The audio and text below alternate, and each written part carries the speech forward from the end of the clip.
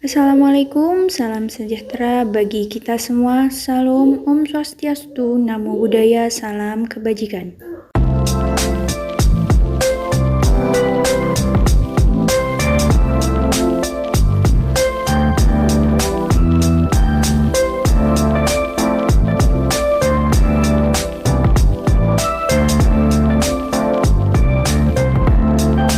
Banyaknya kemunculan permasalahan di Indonesia memperlihatkan bahwa telah tergerusnya nilai-nilai Pancasila dalam kehidupan bermasyarakat, berbangsa, dan bernegara. Oleh karena itu, perlu diungkapkan permasalahan di Indonesia yang menunjukkan pentingnya mata kuliah pendidikan Pancasila. Masalah yang pertama yakni kesadaran perpajakan. Kesadaran perpajakan masih menjadi permasalahan utama bangsa karena uang dari pajak menjadi tulang punggung pembiayaan pembangunan. Masalah yang muncul adalah masih banyak warga negara yang belum terdaftar sebagai wajib pajak dan wajib pajak perorangan maupun badan. Masih banyak yang belum sadar dalam memenuhi kewajiban perpajakan tetapi ikut menikmati fasilitas yang disediakan pemerintah. Masalah yang kedua yakni masalah korupsi yang banyak terjadi di Indonesia baik di pusat ataupun daerah. Indonesia masih menduduki peringkat 88 dalam urutan negara paling korup di dunia berdasarkan data dari Transparansi Internasional atau TI. Hal tersebut menunjukkan masih banyak perilaku pejabat publik yang kurang sesuai dengan nilai moral Pancasila. Permasalahan ketiga yakni masalah lingkungan. Masih banyaknya kasus pembakaran hutan, perambahan hutan menjadi lahan pertanian, dan yang paling menjadi pusat pembicaraan adalah beralihnya hutan Indonesia menjadi perkebunan. Kemudian masalah yang keempat yakni masalah disintegrasi bangsa. Masih banyak terjadi fenomena primordialisme dalam kehidupan masyarakat. Dan masalah yang kelima yakni masalah dekadensi moral. Banyaknya fenomena materialisme, pragmatisme, dan hedonisme merajalela di masyarakat. Kemudian banyaknya tontonan yang mengandung kekerasan yang menyebabkan meningkatnya perilaku menyimpang di kalangan remaja.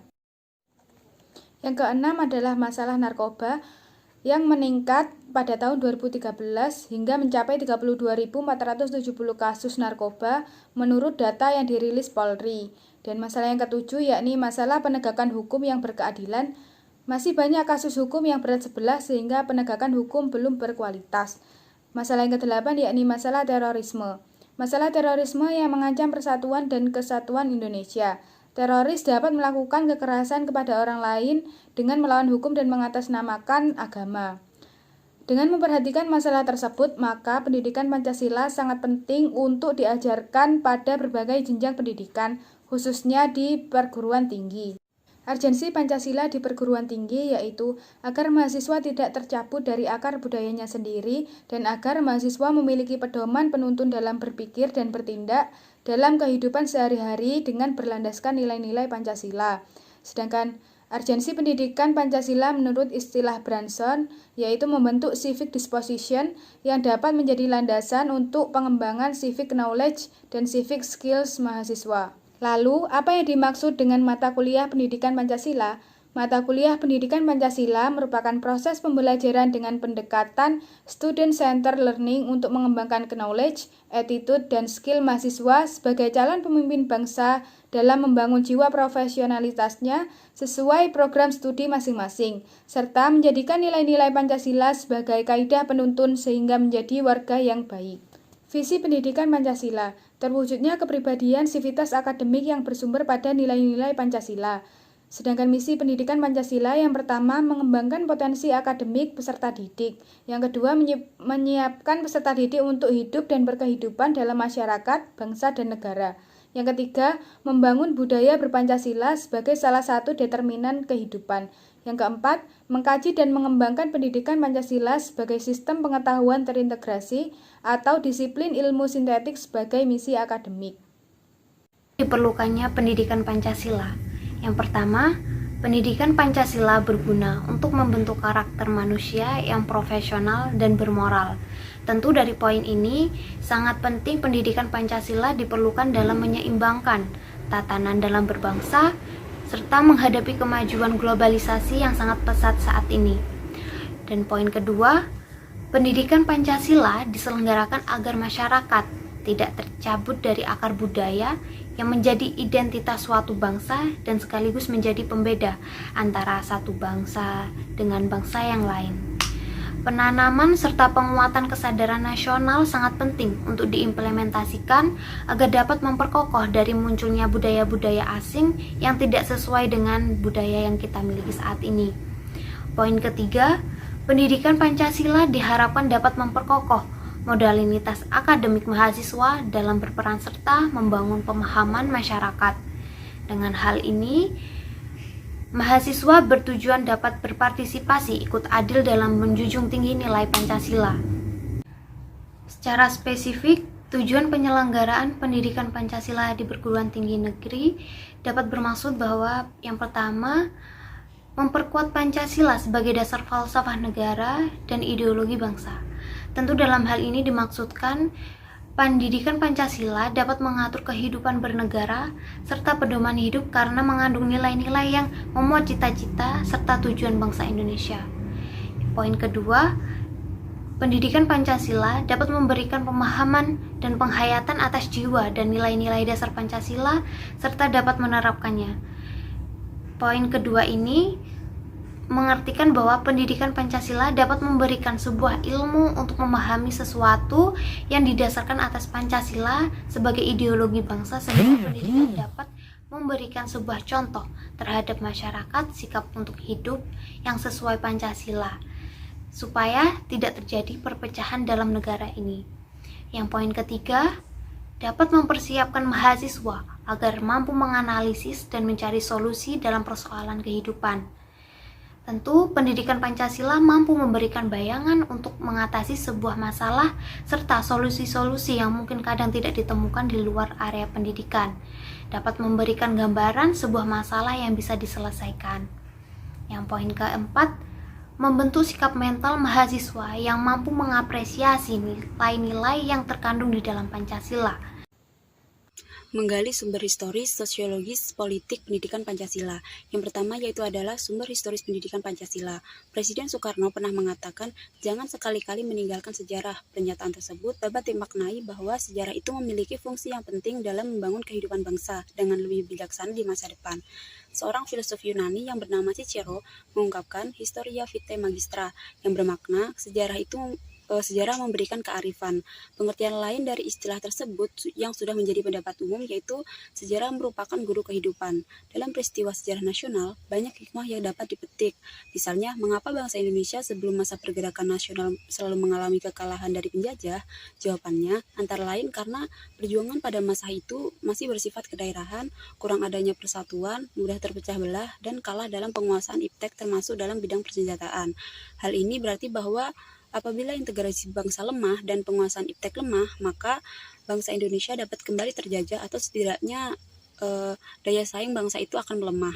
Yang kedua yaitu adalah sumber sosiologis pendidikan Pancasila. Sosiologi itu dipahami sebagai ilmu tentang kehidupan antar manusia. Di dalamnya mengkaji antara lain latar belakang, susunan, dan pola kehidupan sosial dari berbagai golongan dan kelompok masyarakat. Di samping juga mengkaji masalah-masalah sosial, perubahan, dan pembaruan dalam masyarakat. Sukanto menegaskan bahwa dalam perspektif sosiologi, suatu masyarakat pada suatu waktu dan tempat memiliki nilai-nilai yang tertentu. Berbeda dengan bangsa-bangsa lain, bangsa Indonesia mendasarkan pandangan hidupnya dalam bermasyarakat, berbangsa, dan bernegara pada suatu asas kultural yang dimiliki dan melekat pada bangsa itu sendiri.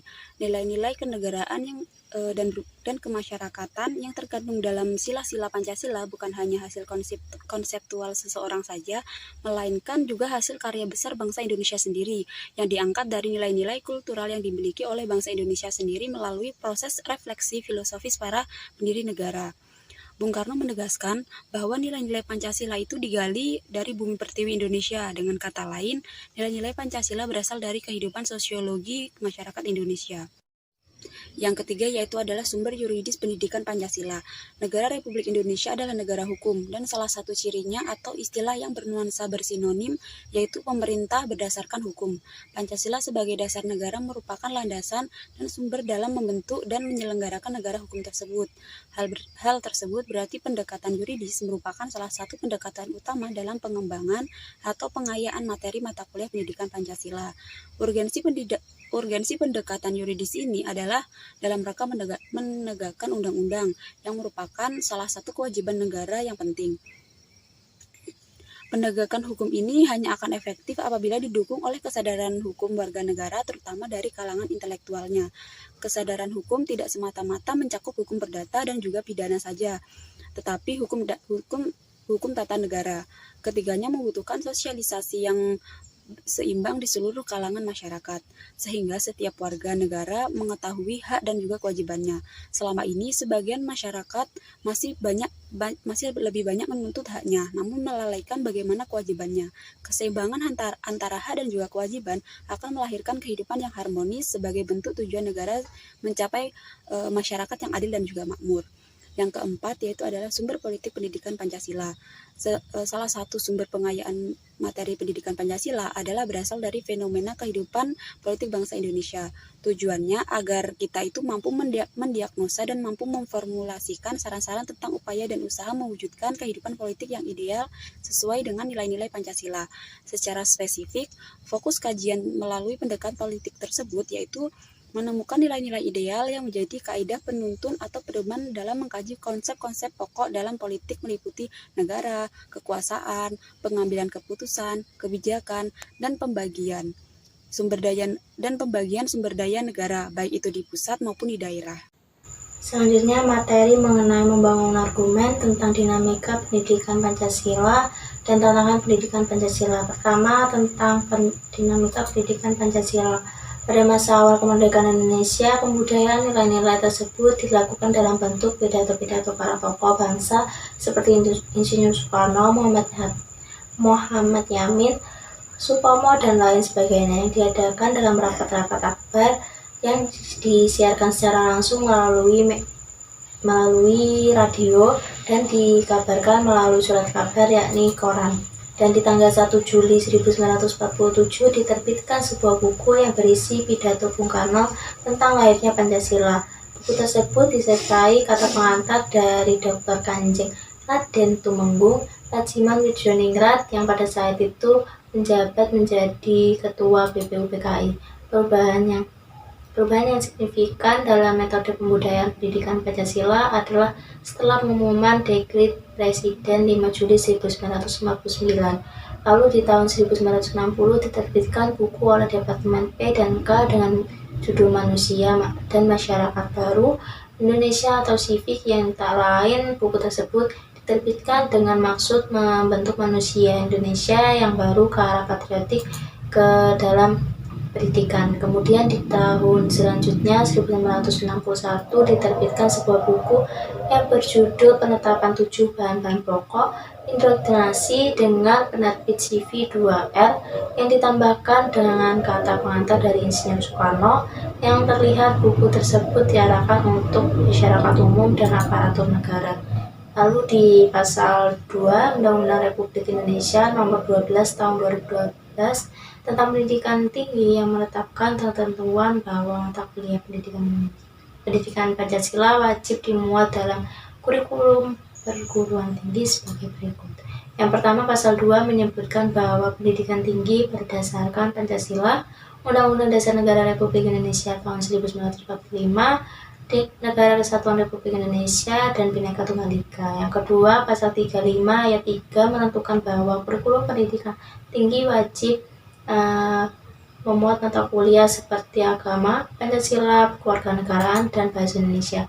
Dengan demikian, pembuatan undang-undang menghendaki agar mata kuliah pendidikan Pancasila dapat berdiri sendiri sebagai mata kuliah wajib di perguruan tinggi. Yang kedua, mengenai tantangan pendidikan Pancasila, karena Pancasila merupakan dorongan pokok sebagai penunjuk jalan bagi generasi penerus pemegang estafet kepemimpinan nasional, maka nilai-nilai Pancasila harus dididikkan kepada para mahasiswa melalui mata kuliah pendidikan Pancasila. Dengan tantangannya ialah menentukan bentuk dan format agar mata kuliah pendidikan Pancasila dapat diselenggarakan di berbagai program studi dengan menarik dan efektif. Tantangan ini dapat berasal dari internal perguruan tinggi, misalnya faktor ketersediaan sumber daya dan spesialisasi program studi yang makin tajam. yang menyebabkan kekurangan tarikan sebagian mahasiswa terhadap pendidikan Pancasila. Adapun tantangan yang bersifat eksternal antara lain adalah krisis keteladanan dari para elit politik dan maraknya gaya hidup hedonistik dalam masyarakat. Untuk lebih memahami dinamika dan tantangan Pancasila pada era globalisasi, kalian dapat menemukan dengan menganalisis penggalan-penggalan pidato kebangsaan yang disampaikan oleh para mantan presiden RI sebagai berikut. Yang pertama, pidato Presiden ketiga RI B.J. Habibie di tanggal 1 Juni 2011, lalu kedua, pidato kebangsaan Presiden Republik Indonesia kelima Megawati, lalu ketiga, pidato Presiden RI Susilo Bambang Yudhoyono di tanggal 1 Juni 2011. Menurut penjelasan pasal 35 ayat 3 Undang-Undang Republik Indonesia Nomor 12 Tahun 2012 tentang Pendidikan Tinggi, yang dimaksud dengan mata kuliah pendidikan Pancasila adalah pendidikan untuk memberikan pemahaman dan penghayatan kepada mahasiswa mengenai ideologi bangsa Indonesia. Dengan landasan tersebut, Ditjen Dikti mengembangkan esensi materi pendidikan Pancasila yang meliputi 1. Pengantar perkuliahan pendidikan Pancasila. 2. Pancasila dalam kajian sejarah bangsa Indonesia. 3. Pancasila sebagai dasar negara. 4. Pancasila sebagai ideologi negara. 5. Pancasila sebagai sistem filsafat. 6. Pancasila sebagai sistem etika. 7. Pancasila sebagai dasar nilai pengembangan ilmu.